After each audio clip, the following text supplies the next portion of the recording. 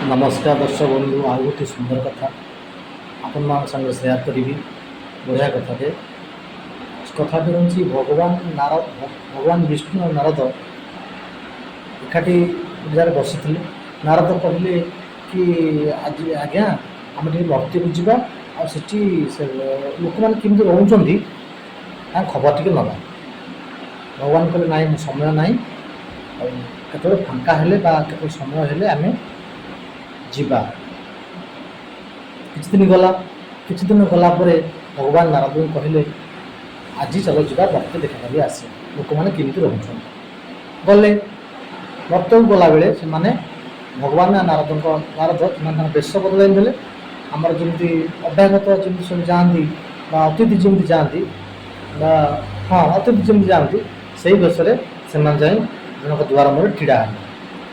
किस समय पर से घर गोटे लोक आसला कहले तुम घर तुम किए ना मुझे घर गुमास्ता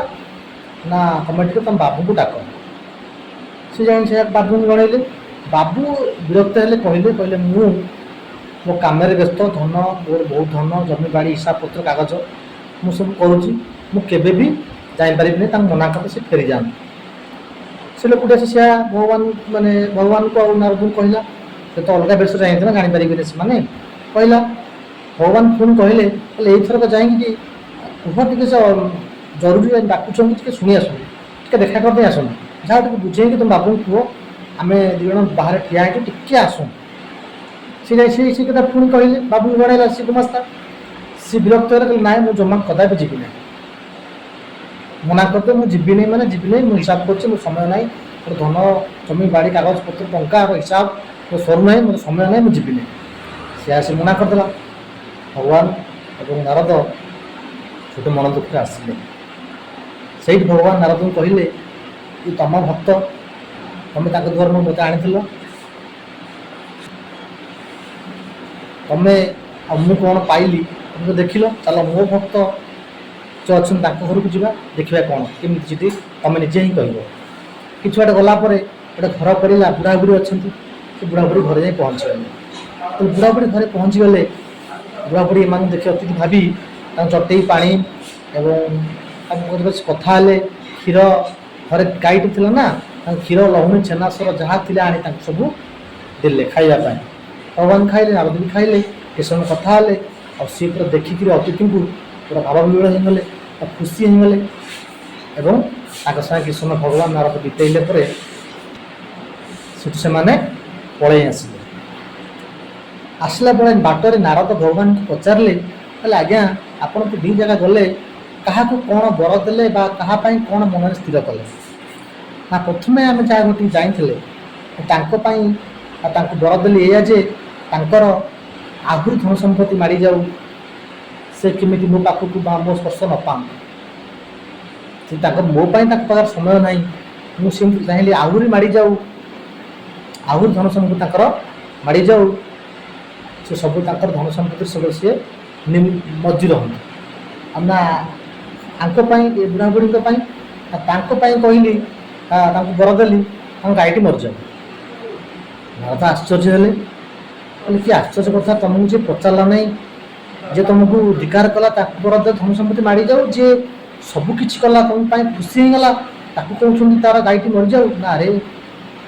से चलुची केमी बंचुची केमी गाई द्वारा से मो निजर से मो भक्त से कि पाक आसीपार एत वर्ष है लोक आसीपार यदि गाईटी मरी जाए चलियार असुविधा हम निश्चिंत से खाइबार असुविधा हम से निश्चिंत मो कति आसवे मो लोक मो कति आसवा दरकार से मत ही समय दिखती मो लोक मो कति आसवे आंकर तो सब धन रत्न समय ना ना आहरी मारी जाऊ से मो स्पर्श मो कथा से केवे चिंता न करूँ सी सेमती सब धन जमीबाड़ी कागज पत्र मुंड रहे नारद हसिले खुशी हेले कहले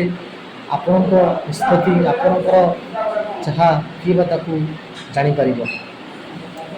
भगवान